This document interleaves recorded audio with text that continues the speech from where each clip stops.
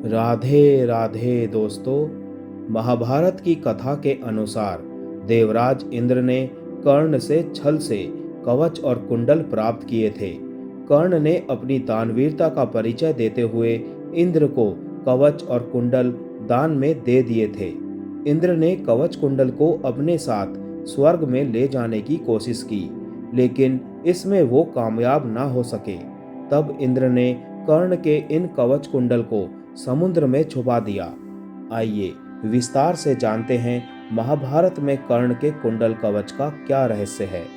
तो दोस्तों, कथा में आगे बढ़ने से पहले मेरे चैनल को सब्सक्राइब करके बेल आइकन को जरूर प्रेस कर दीजिएगा। तो चलिए कथा को शुरू करते हैं। महाभारत में कर्ण की दानवीरता की कई कहानियां सुनने को मिलती हैं। महाभारत की ऐसी ही कथा कर्ण के कवच कुंडल से भी जुड़ी है। कुरुक्षेत्र के युद्ध में कर्ण ऐसा महान योद्धा था जिसे हरा पाना किसी के लिए भी आसान नहीं था। खुद अर्जुन का पराक्रम भी कर्ण के सामने घटकर आधा रह जाता था। श्री कृष्ण यह बात जानते थे कि कर्ण को हराने के लिए उसके कवच कुंडल को उसके पास से लेना बहुत जरूरी है। इसीलिए श्री कृष्ण ने इंद्रदेव को ये कार्य सौंपा। स्वर्ग के देवता देवराज इंद्र ने कर्ण के कवच कुंडल स्वर्ग ले जाने की कोशिश की, लेकिन अंत में हार मानकर वो समुद्र में छुपाने पड़े। श्री कृष्ण ने कर्ण के कवच और कुंडल का रहस्य अर्जुन को बताया। श्री कृष्ण ने अर्जुन को अपने मानस पिता इंद्र से सहायता लेने का सुझाव दिया। तब कुंडल और कवच का रहस्य जानकर देवराज इंद्र एक साधु का वेश बनाकर कर्ण के पास पहुंचे। उस समय कर्ण स्नान करके नदी से निकल रहे थे।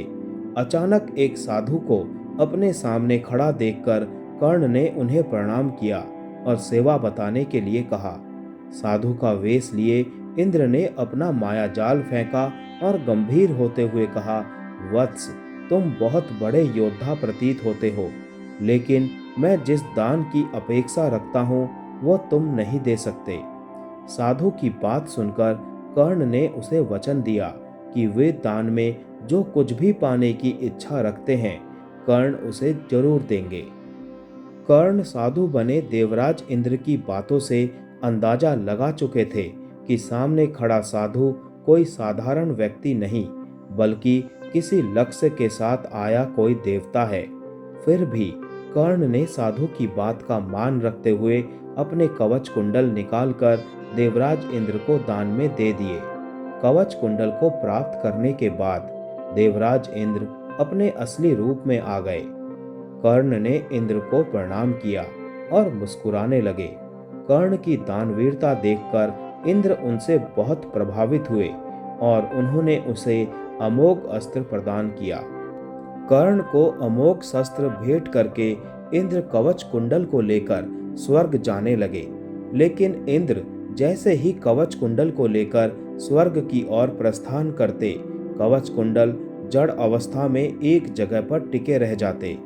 इसका सबसे बड़ा कारण यह था कि इंद्र ने कर्ण के कवच कुंडल को छल से प्राप्त किया था। छल से प्राप्त की हुई किसी भी चीज को स्वर्ग नहीं लेकर जाया जा सकता था। छल से लेने के कारण कवच कुंडल में नकारात्मक ऊर्जा के कण भी आ चुके थे। इस कारण से इंद्र ने कर्ण के कवच कुंडल को समुद्र में छुपाने का निर्णय लिया। कर्ण के कवच कुंडल एक प्रकाशमय ऊर्जा कणों के रूप में थे, जिसे देवराज इंद्र ने रात्रि के समय समुद्र में छुपा दिया। चंद्रदेव ये पूरा दृश्य देख रहे थे, इसीलिए उन्होंने कवच और कुंडल लेने का प्रयास किया, लेकिन तभी समुद्र देव ने उन्हें टोक कर कहा, चंद्रदेव, कर्ण के ये कवच और कुंडल मेरे संरक्षण में हैं, इसीलिए आप इसे बिना किसी अधिकार के नहीं ले सकते। सूर्य देव ने भी समुद्र देव का साथ दिया और हमेशा हमेशा के लिए इन कवच कुंडल के संरक्षण की जिम्मेदारी ली। मान्यता है कि इंद्र ने ओडिशा के पुरी के पास स्थित कोणार्क के समुद्र में कर्ण के कवच कुंडल को सूक्ष्म रूप में छुपाया था। आज भी कई वैज्ञानिक कई अध्ययन करने के बाद भी इन कवच कुंडल का पता नहीं लगा पाए हैं। जय श्री कृष्णा।